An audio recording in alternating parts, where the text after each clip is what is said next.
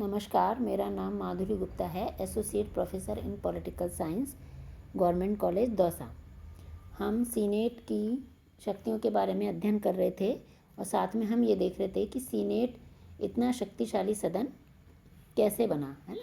उसमें आज हम दूसरा पढ़ रहे हैं। इसकी लंबी अवधि, सदन के जो सदस्य हैं वो 6 वर्ष के लिए चुने जाते हैं और ये स्थायी सदन है। अधिक योग्य व विस्तृत दृष्टिकोण वाले व्यक्ति इसमें चुने जाते हैं। तो इसलिए जो ये सदन है वो जो इसके सदस्य हैं वो कार्यकुशलता और प्रतिभा संपन्न होने के कारण अच्छे से कार्य करते हैं और 6 साल का जो टाइम है वो बहुत लंबा होता है, तो वो कार्यकुशलता से कार्य करते हैं। गौरवशाली संस्था, महत्वपूर्ण शक्तियों के कारण यह गौरवशाली संस्था है और राजनीतिज्ञों की यह महत्वाकांक्षा रहती है कि वे सीनेट के सदस्य बने, क्योंकि इसका सदस्य बनना सम्मान व प्रतिष्ठा का विषय या प्रतीक माना जाता है। सीनेट का प्रत्यक्ष निर्वाचन, जनता द्वारा प्रत्यक्ष निर्वाचित तथा सदस्य जनता के द्वारा प्रत्यक्ष निर्वाचित होते हैं तथा सदस्य समूचे राज्य का प्रतिनिधित्व करते हैं। सीनेट का लघु आकार, जो सीनेट है वो एक छोटी संस्था है, यानी 100 सदस्यों की छोटी संस्था होने के कारण जो भी समस्याएं आती हैं उन पर अच्छी तरह से विचार विमर्श किया जाता है।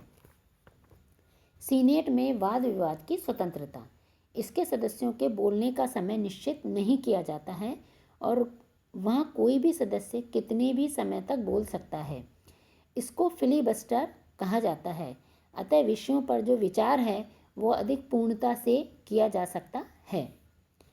एक शब्द और है वहाँ पर, यह एक प्रथा है लॉग रोलिंग। इसका अर्थ है लकड़ी के गोल गोल लट्ठे को 2-4 मजदूरों द्वारा लुढ़काना। यहाँ पर इसका अर्थ है कि सीनेट में विधि निर्माण द्वारा विधेयकों को आगे बढ़ाने की पद्धति को लॉग रोलिंग कहा जाता है। लॉग यानी होता है लकड़ी का लट्ठा और उसको रोल करके जैसे हम लुढ़काते हैं उसी तरह से वहाँ विधेयकों को आगे बढ़ाया जाता है।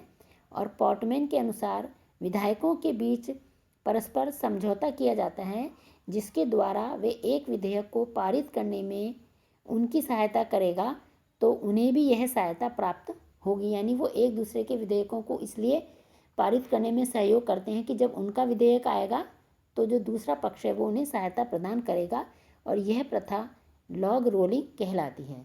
तो इस तरह से आज अमेरिका का संविधान समाप्त होता है। धन्यवाद।